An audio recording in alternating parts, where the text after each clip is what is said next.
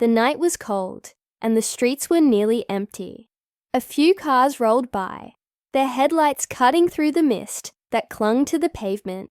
James, a taxi driver for nearly a decade, sighed as he leaned against his cab, rubbing his hands together for warmth. It had been a slow evening, and he was debating whether to call it a night when he noticed a woman struggling with several heavy bags. Near the entrance of a hotel, she seemed exhausted, shifting from one foot to the other, trying to balance her luggage while searching for something in her purse. James had seen all kinds of passengers over the years. Some kind, some rude, some who treated him like he was invisible. But there was something about this woman that made him pause. Maybe it was the way she looked around, as if expecting someone to help, but unwilling to ask. Maybe it was the tired slump of her shoulders. The way she seemed like she had been carrying more than just her bags. Maybe a burden that wasn't visible. Without thinking twice, James stepped forward. "Need a hand with those?" he asked, offering a warm smile. The woman hesitated for a moment before nodding. "Yes, please." "They're heavier than they look." James took the bags from her, surprised by their weight. "Where to?" he asked, as he placed them carefully into the trunk. She sighed, brushing a loose strand of hair from her face. "Just the train station, but I'll need to make a stop on the way." James nodded and held the door open for her before slipping into the driver's seat. As he pulled away from the curb, he stole a quick glance at her through the rear-view mirror. She looked well-dressed, but not flashy, like someone used to money, but not showing it off. Her expression was distant, as if she had a lot on her mind. "You visiting or heading home?" he asked, trying to make light conversation. She smiled faintly. Something like that. James had learned over the years not to push when people didn't want to talk, so he left it at that. Instead, he focused on the road, weaving through the quiet streets.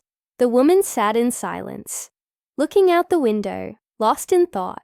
But just as they neared the first stop she had requested, something strange happened. She pulled out an envelope from her bag and held it for a moment, as if debating something. Then, with a deep breath, she handed it to James. "For you," she said simply. James frowned, glancing at it. "What's this?" "Just take it," she insisted, her tone unreadable. He hesitated, but took the envelope, tucking it beside him without opening it. Something about the whole situation felt unusual. Who was this woman? And why was she giving him something before they even reached her destination? Little did James know, this ride would change his life forever. And the woman sitting in his backseat was not just any passenger. She was someone who carried a secret, one that he would soon uncover in the most unexpected way. James tightened his grip on the steering wheel, glancing at the envelope beside him. Something about the way she had handed it over, the way she had insisted without explanation, made him uneasy. He wasn't sure if he should open it or wait. Instead, he focused on the road, telling himself it was none of his business. But curiosity itched at the back of his mind. The woman remained quiet in the back seat, staring out the window. Every now and then, James caught a glimpse of her in the rearview mirror, her fingers nervously tapping on her lap. Her expression unreadable. She seemed deep in thought, almost as if she was preparing for something important. As they neared her requested stop, James spoke again. "You sure you don't need help carrying anything inside?" She shook her head. "No, I won't be long." James pulled over in front of a dimly lit building. The place didn't look like much. An old run-down cafe with a flickering neon sign. The woman exhaled slowly before opening the door. "Just wait here," she said, before stepping out, clutching her purse tightly. James watched as she disappeared inside. Something about this whole situation felt off. Why would someone so well-dressed be stopping at a place like this? Alone? At this hour, he drummed his fingers on the dashboard, debating with himself. His instincts told him to stay alert. Minutes passed, then 10, then 15. James checked the time and shifted uncomfortably in his seat. She had said she wouldn't be long, but now he wasn't so sure. His eyes flicked to the envelope beside him. He knew he shouldn't, but something about it made his heart race. With a quick glance around, he picked it up and carefully opened. Inside was a stack of cash. More money than he had seen in one place in a long time. His breath hitched. There had to be at least a few $1,000s. But that wasn't what made his stomach tighten. Along with the money, there was a small, folded note. If anything happens to me, please deliver my bags to this address. Don't trust anyone. Thank you. James read the note again, his pulse quickening. What did she mean by, if anything happens? Was she in danger? Should he go inside and check on her? Before he could decide, the cafe door swung open and the woman came rushing out. She looked different. Her face was pale, her movements quick and tense. She yanked the car door open and slid inside. "Drive," she said, her voice sharp and urgent. James didn't hesitate.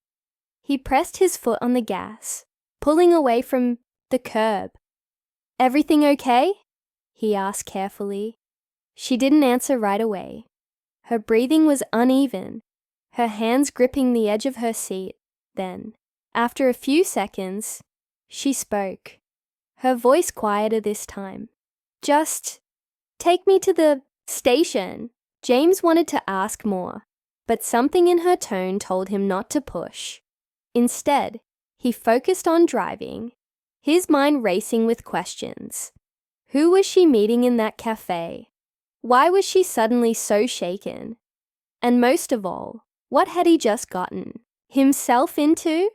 They drove in silence for a while. The city lights blurred past them, the roads eerily empty. James stole another glance at her. She was gripping her purse tightly, her gaze fixed out the window, but he could see her leg bouncing. Slightly. A nervous habit. Finally, he couldn't hold back anymore. "Listen, I don't know what's going on," he said, "but if you're in trouble, maybe you should—" "I'm fine."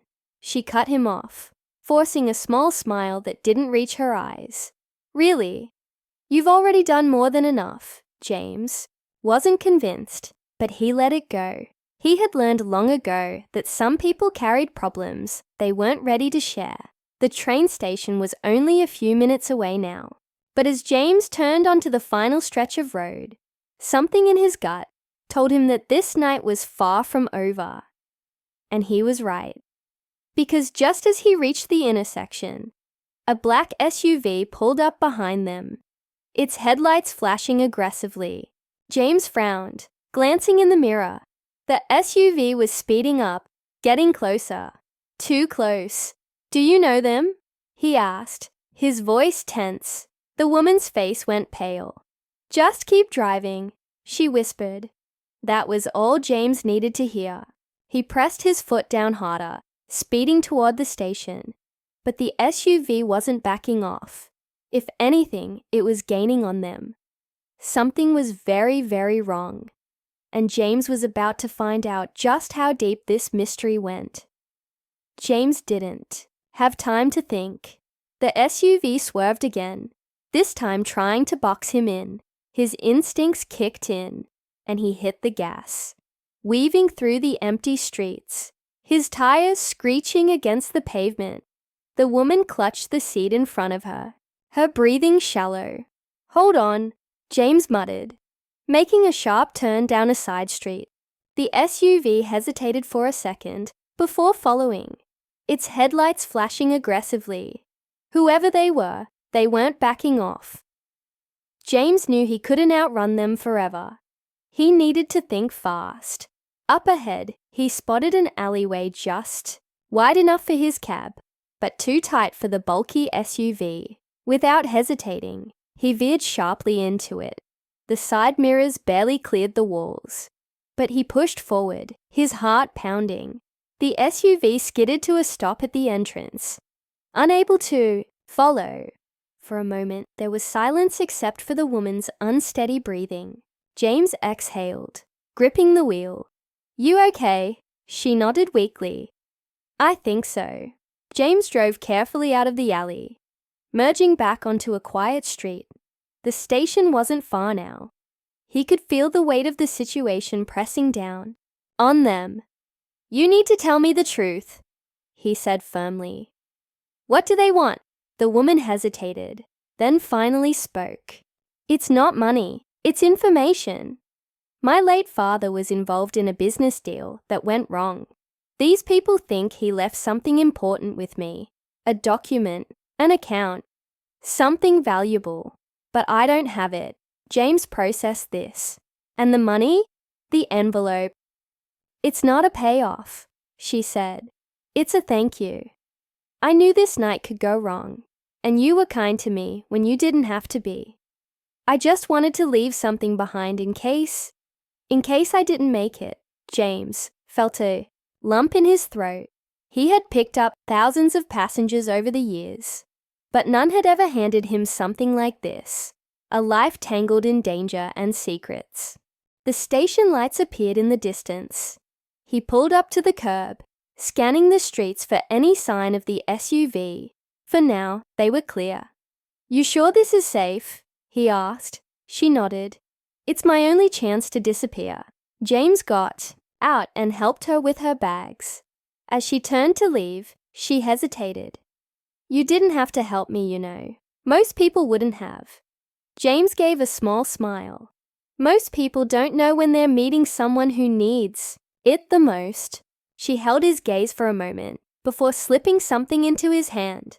A small card with an address written on it.